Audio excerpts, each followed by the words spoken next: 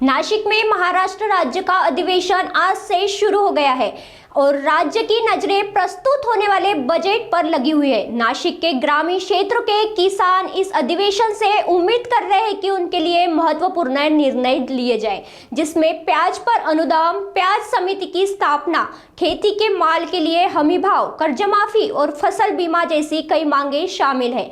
किसान चाहते हैं कि इस सभी कृषि संबंधी मुद्दों पर गंभीर ध्यान दिया जाए और अधिवेशन में उन्हें मंजूरी दी जाए। सध्या बजेट महाराष्ट्राचं जे बजेट मांडलं जाणार आहे, तर या बजेटमध्ये शेतकऱ्यांसाठी सरकारने कांद्यासाठी एक कांदा महामंडळ बनवणं गरजेचं आहे। याचं कारण असं आहे की आमच्या कांदा उत्पादक संघटनेचे अध्यक्ष भारतजी दिघोळे यांनी लासलगावला आम्ही आंदोलन केलं होतं 3 वर्षापूर्वी।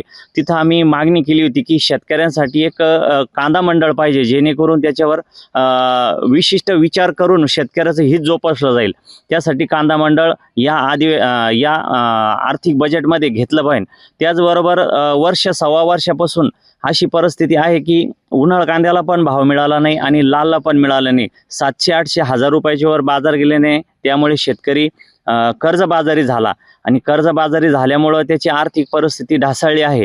तर या बजेटमध्ये सरकारने प्रति क्विंटल कांद्याला 1,500 रुपये अनुदान जाहीर करावं, जेणेकरून शेतकऱ्याला थोडाफार दिलासा भेटेल। नाहीतर परिस्थिती फार गंभीर झालेली आहे शेतकऱ्याची। त्यामुळे शासनानं या बजेटमध्ये आर्थिक पुरवठा हा शेतीवर भर देऊन केला पाहिजे, जेणेकरून शेतकरी हा जागला पाहिजे।